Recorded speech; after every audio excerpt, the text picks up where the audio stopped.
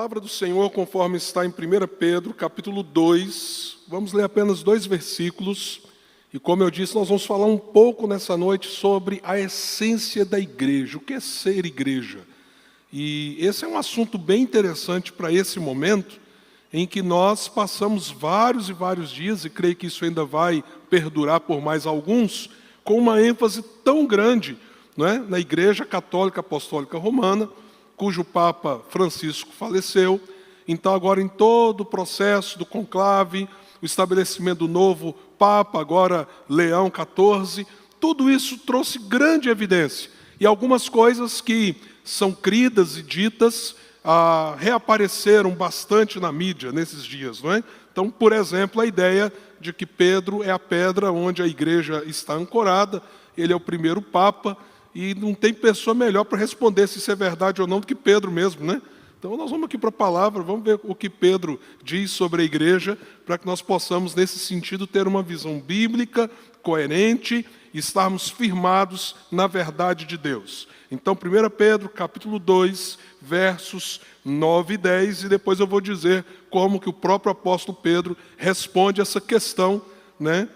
Voltando em alguns versículos aqui deste capítulo. Diz assim a Escritura: vocês, porém, são geração eleita, sacerdócio real, nação santa, povo exclusivo de Deus, para anunciar as grandezas daquele que os chamou das trevas para a sua maravilhosa luz. Antes vocês nem sequer eram povo, mas agora são povo de Deus. Não haviam recebido misericórdia, mas agora a receberam. É interessante que nós falamos nessas últimas semanas muito sobre como a salvação de Deus nos alcança e como ela é processada nas nossas vidas. Por exemplo, vimos que o Espírito Santo de Deus é quem nos regenera. É Ele que nos convence de que somos pecadores, que necessitamos de Cristo. É Ele que nos leva ao arrependimento. Vimos também que à medida que a gente então responde, não é, com fé, arrependimento, confessando Cristo como Senhor e Salvador, a justiça de Cristo é derramada sobre nós. E nós então, que éramos injustos aos olhos de Deus, somos justificados pela graça mediante a fé. E não apenas isso. Recebemos também a dádiva da adoção. Somos feitos filhos de Deus. E isso agora passa a ser a nossa identidade como pessoas. Gente num relacionamento vivo, cujo Pai é o Pai celestial e que ama os seus filhos com um amor tão profundo que entregou o próprio Filho unigênito, legítimo dele, para que então nós pudéssemos ser feitos justiça de Deus e pudéssemos também sermos agora filhos dele, num relacionamento com ele. Semana passada, avançando dentro dessa perspectiva, também nós vimos a respeito da santificação, que esses que foram alcançados, agora eles são de um lado feitos santos, separados para Deus, santificação nesse sentido, de que fomos separados, pertencemos agora a Ele, mas que temos um processo em que nós estamos crescendo em santidade em função desta obra que Deus está fazendo em nós. Então, uma constante luta contra a natureza carnal que ainda temos e numa busca de abandono do pecado, de obediência a Deus e de avanço nesse processo da salvação. Mas há um problema que nós podemos incorrer. Todos esses aspectos nos mostram a obra de Deus de uma maneira muito particular sobre você, individualmente. E o problema que talvez nós possamos incorrer é como se o projeto de Deus fosse um projeto focado apenas no indivíduo, na pessoa. E isso não é verdade. Hoje nós vivemos nesse sentido uma crise tão grande que de vez em quando a gente ouve alguém falar assim: eu sou a igreja. Meus amados irmãos, não é possível você ser a igreja. Você é parte da igreja. Porque igreja, inclusive a palavra eclesia, ela significa assembleia, um grupo de pessoas. Jesus usou pela primeira vez, foi Jesus que chamou seus discípulos de igreja. Ele que estabelece pela primeira vez esse conceito de nós como um povo, como uma assembleia, como um grupo, sermos a igreja dele. E ele fez isso lá em Mateus capítulo 16, e ele repete isso também em Mateus capítulo 18. Por natureza, a igreja é um grupo, a igreja é um povo. A igreja não é um indivíduo, uma pessoa somente. Nós somos a igreja na perspectiva coletiva, não individual. E isso é algo muito, muito importante em ser resgatado nos nossos dias. Então, se você é um seguidor de Cristo, a igreja não é um apêndice. A igreja não é um elemento importante para aqueles que andam com Jesus. A igreja tem a ver com a obra que Deus está fazendo na história, no mundo, em que Ele está reunindo um povo que é totalmente dele. Entenda algo, a igreja é o modo com que Deus está resgatando a humanidade. A Escritura não nos fala de uma salvação que alcançará todas as pessoas, mas a Escritura fala de uma salvação que alcançará todos os povos, todas as nações. E o que é a igreja?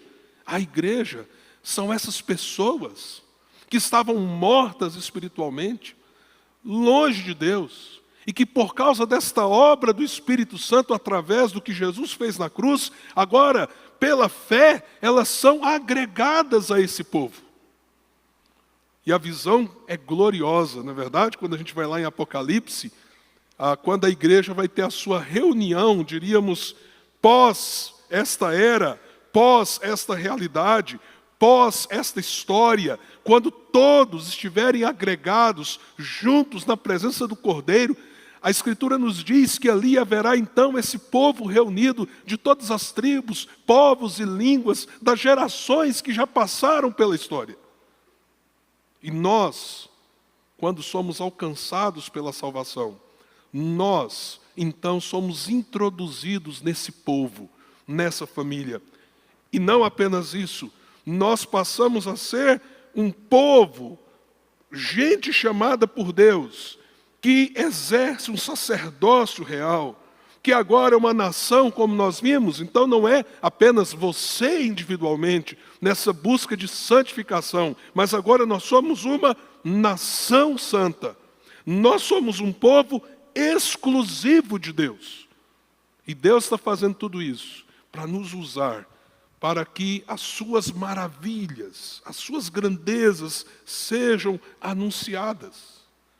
E aí é muito extraordinário quando a gente lê aqui: antes vocês nem sequer eram povo, mas agora são povo de Deus. Vocês não haviam recebido misericórdia, mas agora vocês receberam misericórdia, à medida que nós somos agora esta família de Deus, o corpo de Cristo. E como eu disse, Pedro escreve estas palavras, depois de ter afirmado algumas coisas muito importantes.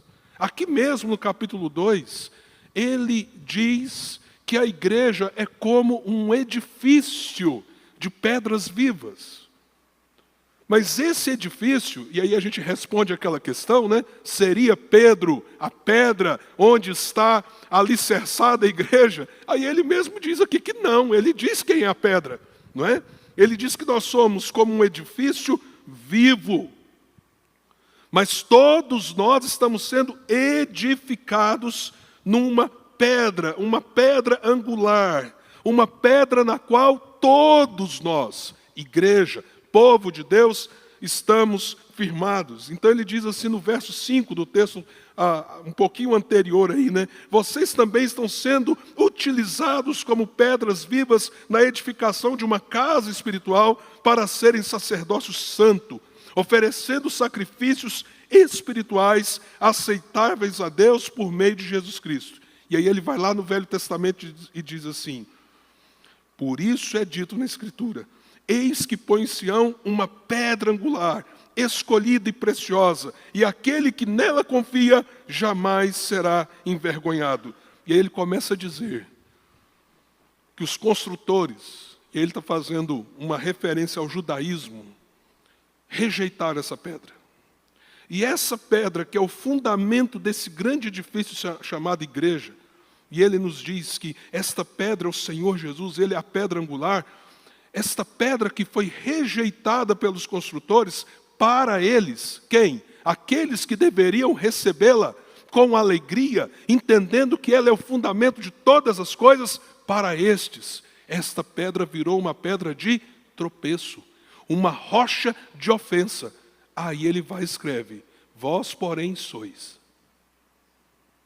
Ele está fazendo um contraponto daqueles que não são esse edifício vivo, daqueles cuja vida não está edificada como povo de Deus na rocha. E ele diz, vocês estão edificados, então vocês têm uma profunda diferença para com aqueles cuja pedra chamada Jesus se torna uma rocha de ofensa.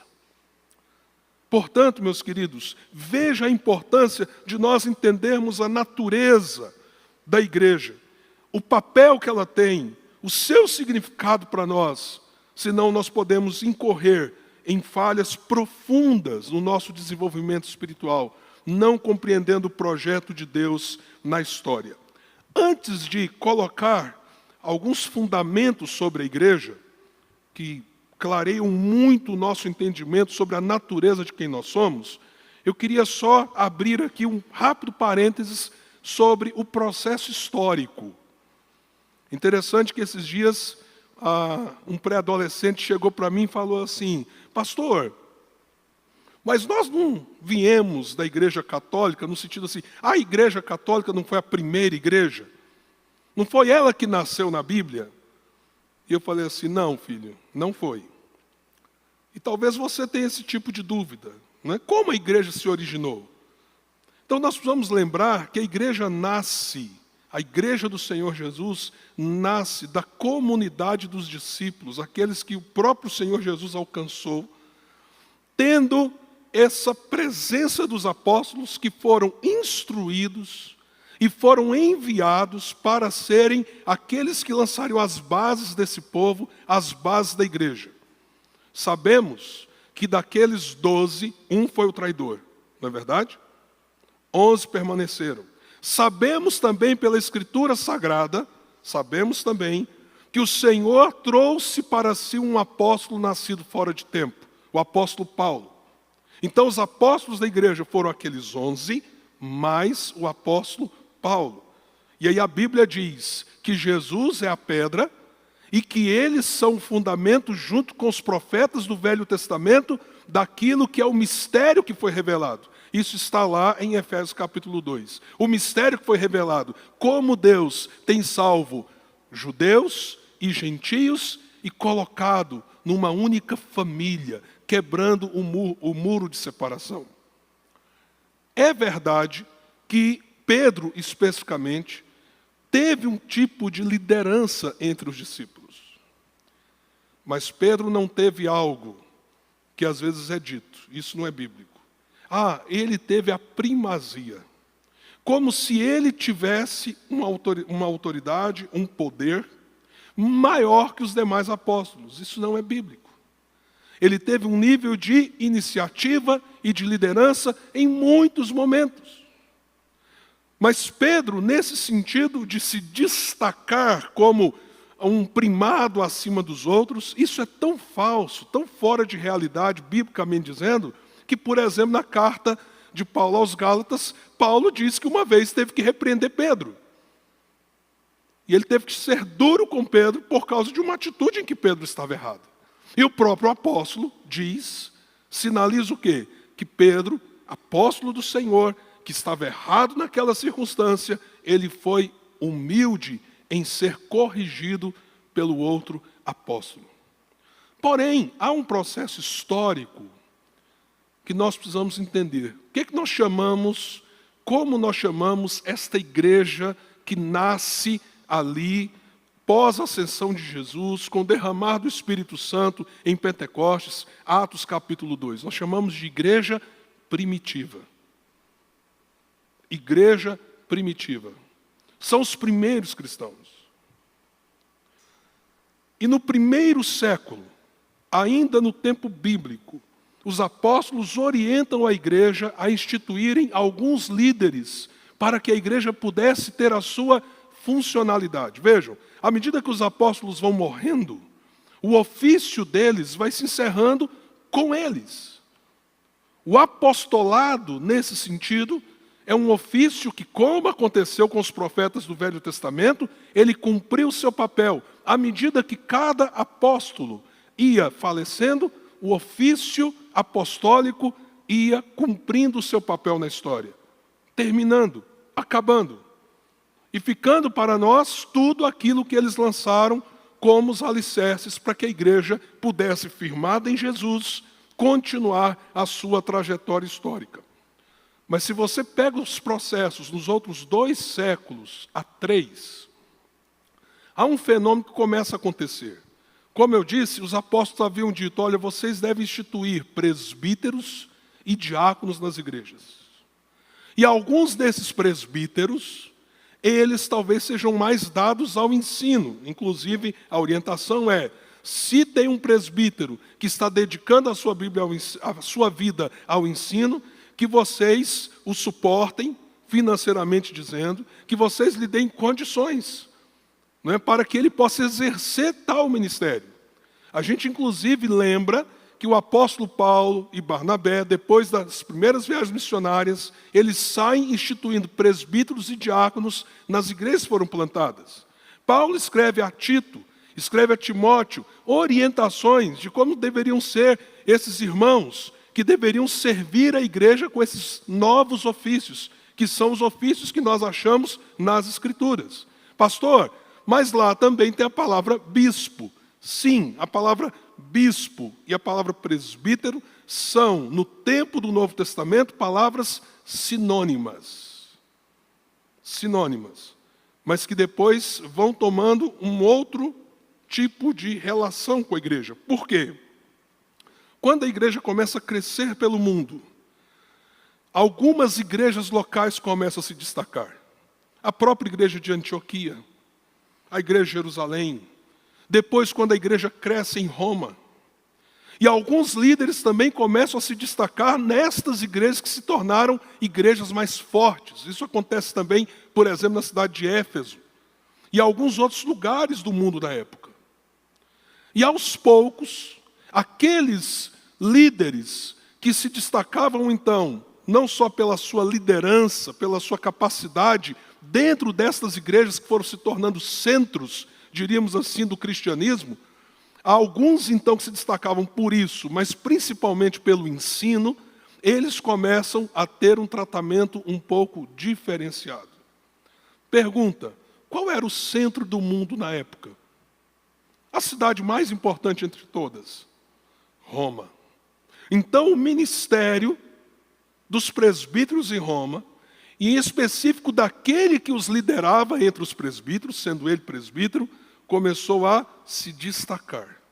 Então, num processo que se levou várias décadas, na verdade, cerca de 2 séculos e meio, algumas pessoas começaram a se destacar, e às vezes esse presbítero, que liderava sobre os presbíteros, nesses grandes centros onde a fé cristã se instalou, às vezes eles passaram a ser chamados só especificamente de bispos. E à medida que o tempo foi passando, começou-se a se dar uma primazia ao bispo de Roma.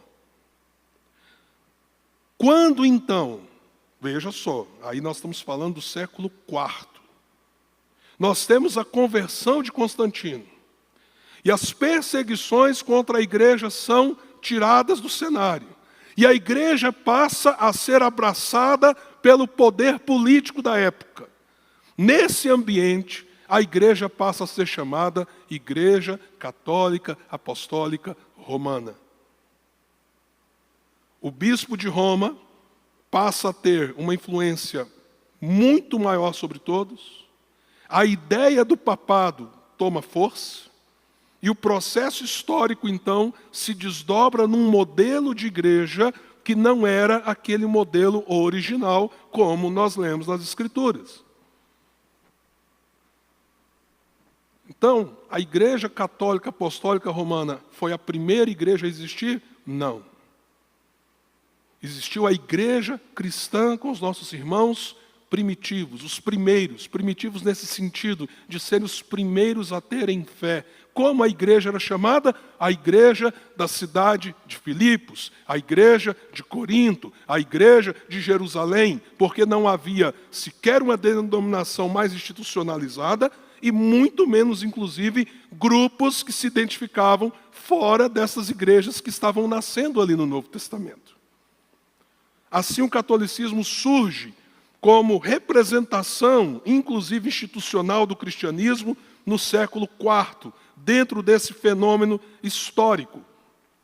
E a palavra católica, ou catolicismo, esse termo ele é muito importante, porque ele tem um sentido teológico e bíblico verdadeiro. Também é importante a gente saber que a igreja é apostólica, no sentido de que os apóstolos foram esse fundamento lá atrás. Mas a igreja não é romana. A igreja não é romana. Não é? Esse, como eu disse, é um aspecto histórico específico que levou a igreja do século IV a ter essa identificação. Por que a igreja é católica? E eu queria trabalhar rapidamente 3 conceitos que estão interligados. A palavra católica significa universal. Católico é a mesma coisa que universal. Então vocês estão vendo quem está bem de denominação, né? Tem católico, tem universal. Aí se alguém te perguntar, você é da universal? Sou da universal. Você é católico? Em um sentido, você é católico. Em que sentido? Se você é um seguidor de Jesus, você é parte da igreja universal. O que é a igreja? É a assembleia, é o conjunto de todos aqueles que seguem Jesus e o têm como Senhor e Salvador das suas vidas. A igreja, nesse sentido, então, é uma igreja só. Uma coisa que eu gosto muito da nossa identidade como parte desta igreja é que nós assumimos isso. Nós, presbiterianos, não somos a igreja do Senhor Jesus. Nós somos parte da igreja do Senhor Jesus. É por isso que nós podemos receber tantos e tantos como irmãos amados em Cristo. Como parte da igreja, nós reconhecemos que nós temos um vínculo espiritual com irmãos, que inclusive alguns de tradições tão diferentes em alguns sentidos do que as nossas tradições, os nossos costumes, mas nós reconhecemos que eles são pertencentes a Deus e que nós então temos com eles uma relação profunda, espiritual, porque todos nós estamos unidos em Cristo. Então é importante a gente entender que a nossa igreja local, e aí vem esse contraponto, né? Então a igreja do Senhor Jesus, ela é constituída de todos aqueles que amam a Jesus, servem a Jesus e têm o Senhor Jesus como Senhor e Salvador. Por isso ela é uma igreja católica, ela é uma igreja universal, mas ela se expressa na igreja local.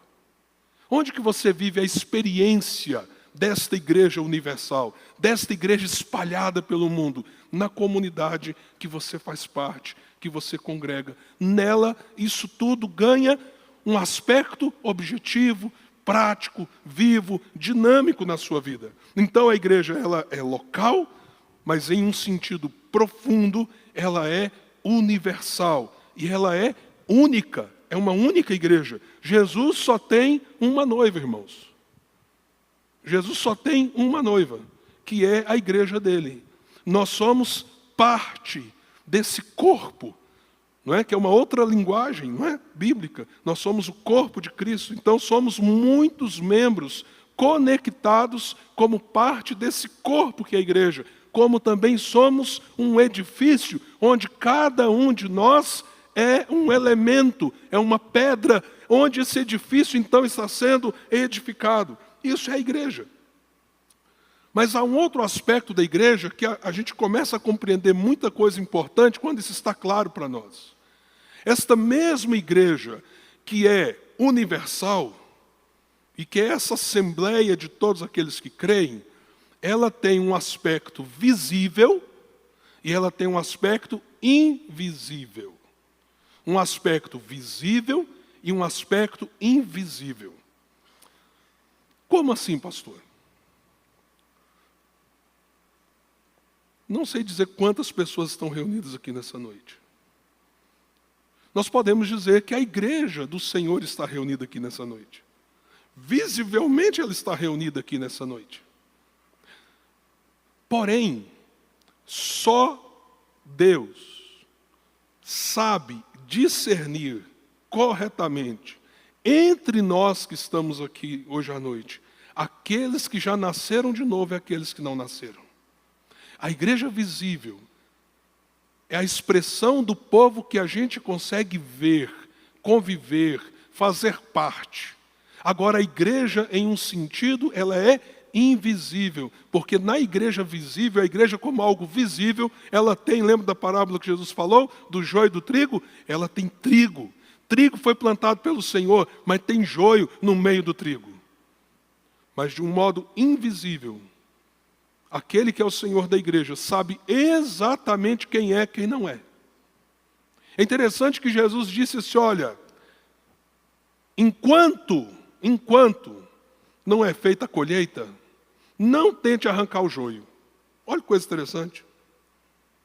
Não é papel nosso tentar descobrir quem é joio e quem é trigo. Se tem alguém que não conhece a parábola, só para você entender, joio era uma planta muito parecida com o trigo. Só que era uma erva ruim. Não é possível fazer pão de joio. Ou pelo menos acho que você não ia gostar. Não é? Então, é uma planta muito parecida. E Jesus diz assim, olha, quem planta o joio é Satanás. Então, a igreja visível tem gente verdadeiramente crente e tem gente que não é verdadeiramente crente. Daí, inclusive, você fica nessa de esperar que da igreja, todo mundo, né, bonzinho, ninguém erra com ninguém, quase tudo com uma asinha atrás, né, angelical, tal. Você está perdido, se essa é a sua expectativa quanto à igreja. Porque a igreja tem joio e tem trigo. E aí Jesus diz, não tente arrancar o joio. Só quem pode fazer isso é aquele que fará a sua colheita. E por quê? Porque só o próprio Senhor sabe exatamente, dentro da igreja visível, aqueles que são verdadeiramente salvos, redimidos e que pertencem ao Senhor. Então guarda isso. A igreja, ela é universal, ela é única, e ela tem essa expressão visível, que são as pessoas, quem a gente pode conviver, né? Podemos nos congregar, podemos nos mover para os nossos encontros, e aqui precisamos tratar todos como irmãos. Isso é a igreja visível. Mas na igreja visível, o Senhor sabe quem é e quem não é. Quem de fato pertence a Ele e quem de fato ainda não pertence. E essa igreja universal, única, visível para nós, tangível para nós, mas que também é invisível aos nossos olhos quanto a sabermos quem de fato é, quem não é, ela tem uma expressão aqui na terra que nós chamamos de uma igreja militante. Enquanto estamos aqui, somos uma igreja em batalha. Somos uma igreja imergida numa guerra espiritual. Somos uma igreja que estamos avançando com o reino de Deus, levando o reino de Deus a um mundo perdido e caído. Agora, aqueles que já morreram em Cristo, já fazem parte daquela igreja que já está com o Senhor, nós chamamos de igreja triunfante. Se alguém deseja uma igreja perfeita, existe já uma igreja perfeita. Só que aí você tem que ser promovido mais rápido. Entendeu? Aí lá ninguém vai errar com você, lá não vai ter problema. Entendeu? Vai estar tudo certo. Já agora. Porque já é a igreja triunfante. Por quê, irmãos? Que num velório de uma pessoa crente, que deu todos os sinais de ser um homem ou uma mulher de Deus, a gente chora, a gente sente saudade, mas não há desespero. Por quê? Ué, irmãos, Porque nós sabemos, né? Se é um servo de Deus, uma serva de Deus, essa pessoa como é que ela está? Ela está em Cristo, reinando em Cristo. Ela está com o Senhor. Ela está nas mãos do nosso Deus. Ela já não passa pelas questões que nós passamos, pelas lutas que nós passamos. O seu sofrimento já foi encerrado. E um dia não haverá mais igreja militante. Por quê? Porque na segunda vinda de Cristo, toda a igreja se tornará uma igreja triunfante. E não só triunfante, uma igreja tão bela e perfeita que a Escritura diz que será como uma noiva sem rugas. Sem rugas. Então, esta é a igreja que o Senhor está preparando para ele. Nós, como igreja visível, povo que se reúne num determinado lugar, com determinadas pessoas, nós precisamos ter esse entendimento bíblico-teológico. Primeiro, que a gente está falando aqui nessa noite. Eu não sou igreja no sentido de que eu sozinho posso me considerar a igreja do Senhor Jesus. Porque a igreja é uma assembleia, é um grupo, é um povo. Segundo, eu sou parte de uma igreja, apesar de fazer parte de uma igreja local, e que tem a sua denominação, há uma realidade universal da igreja, e que eu faço parte. Se eu estou em Jesus, eu sou parte da única igreja verdadeira, que é essa igreja que está em meio às igrejas locais e ao povo de Deus. Mas também eu tenho essa perspectiva visível da igreja, e aí nós estamos dizendo, a igreja visível, nem todos são salvos verdadeiramente, mas Deus conhece de um modo invisível todos aqueles que são dele. E enquanto estamos aqui, somos uma igreja militante. Mas aqueles que já estão em Cristo, já são uma igreja triunfante. Já não estão na luta, no sofrimento, nas guerras que eu e você estamos. Pastor, para a gente já ir chegando mais ao final dessa reflexão. Mas existem marcas que a gente possa entender que sinalizam para uma igreja verdadeira? Olhando para as denominações, para as igrejas locais, será que tem coisas que a gente possa dizer assim, olha, isso me dá sinais claros de que esse povo de fato é um povo cristão, é um povo que caminha com Jesus, é um povo que busca o Senhor de maneira visível, como igreja visível? Sim. É interessante que os teólogos reformados destacam 3 coisas muito importantes que sinalizam a veracidade do testemunho de uma igreja ou não. A primeira é a pregação pura do Evangelho. Pregação pura do Evangelho. Pastor, então como que eu sei que uma igreja ela é genuína, biblicamente é uma igreja verdadeira? O Evangelho, como ele é, a palavra de Deus, como ela é, está sendo pregada com fidelidade. Então, se você vai a uma igreja, e essa igreja, por exemplo, transforma a fé em barganha, que Deus vai te amar, Deus vai te aceitar, se você der isso, se você der aquilo, se você fizer aquilo, se você fizer aquilo outro, opa, peraí. Então não é a obra de Cristo? Não é o que Cristo fez? Ou, por exemplo, uma igreja que às vezes fala de Jesus, mas tira a pregação contra o pecado. E nós estamos vivendo isso muito hoje, gente. E há locais lotados em que se chama igreja, mas que, por exemplo, se falar de pecado incomoda, não vamos falar de pecado. Qual que é o grande problema? O Evangelho fala sobre pecado e chama o homem ao arrependimento. Como, então, esta igreja é legítima se ela tirou um dos aspectos centrais do anúncio do Evangelho? Então, observe isso. Uma igreja verdadeira é uma igreja fiel na pregação, ela é pura na pregação do Evangelho. Você olha para a Escritura, o que a Escritura ensina sobre a salvação e você vê o que é pregado e você diz, é coerente. Isso é um sinal muito importante. Segundo, a administração correta dos sacramentos. Os irmãos lembram quantos sacramentos nós temos? Também já dei a dica, né? Quantos? Já entreguei, né? Nós temos 2 sacramentos. 2 sacramentos. E a questão dos sacramentos é algo muito importante. Por quê? O batismo é o sacramento em que alguém está se identificando com Cristo. Ele está reconhecendo que Jesus é o Senhor e Salvador de sua vida. Então, se o batismo é ensinado e praticado de um modo equivocado, e aqui, irmãos, eu não estou falando do modo de batismo, por exemplo, se é por aspersão ou imersão, esse é um outro assunto. Esse é um outro assunto. Mas se, por exemplo, se ensina que o batismo é um ato de salvação, que você é salvo através do batismo, que é o batismo que purifica os seus pecados. Teve um pastor que estava ensinando certa vez, esse irmão precisa ser confrontado, porque o que ele estava ensinando?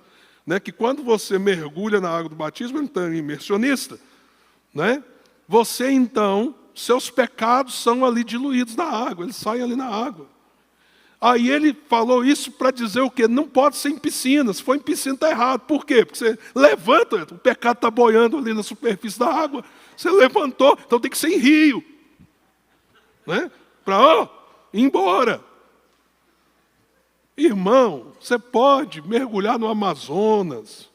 Não, vamos falar do nosso Araguaia, está aqui mais perto, Você pode ir para o Araguaia e pode passar água, não tira um pecadozinho seu. A água é um símbolo. É um símbolo. Só um símbolo. Ela não purifica pecados. Então, se alguém ensina um poder salvífico através do batismo, por exemplo, até que ponto essa igreja é uma igreja genuína, biblicamente genuína? A ceia do Senhor. Nós temos um problema sério com a perspectiva da missa, porque eu não sei se você sabe, a palavra missa significa sacrifício. E por que é uma missa, não é um culto? Não é difícil de entender. Porque, literalmente, nessa perspectiva, é o sacrifício de Jesus naquele dia, naquela hora. O corpo de Jesus é comido, literalmente. Porque quando você toma e põe a hóstia na boca, há uma mudança na substância. A hóstia se torna o corpo de Cristo. E o vinho se torna, literalmente, o sangue de Cristo. E por que você precisa desse corpo e desse sangue? Para que você possa ser constantemente, diríamos assim, alcançado por esse sacrifício que se repete, se repete, se repete, se repete. O problema é que a palavra de Deus diz lá em Hebreus que ele morreu uma única e definitiva vez por nós. Como que Jesus pode ser sacrificado, então, todo domingo, através da ceia do Senhor? Por último, então, além da pregação fiel do Evangelho, da administração correta dos sacramentos, as igrejas manifestam serem genuinamente verdadeiras à medida que elas cuidam da disciplina eclesiástica. Ou seja, quando a igreja, ela dispõe o seu papel de buscar manter a santidade, a pureza do povo de Deus. Quando a igreja se torna conivente com o pecado, relativiza o pecado, negocia com o pecado, cede ao pecado, às vezes até, irmãos, infelizmente, porque hoje vivemos um tempo de heresias tão perigosas e profundas, que às vezes até estimula o pecado. Quando isso acontece, esta é uma marca de que essa igreja, se ela um dia foi genuína, ela perdeu a sua essência. Isso é algo muito, muito sério. Eu quero concluir essa palavra dizendo que esse discernimento do que é a igreja é um discernimento que tem muito a ver com você. Por que eu preciso entender, o que é a igreja? O que significa esse povo que é um sacerdócio real, essa nação santa, esse povo exclusivo de Deus?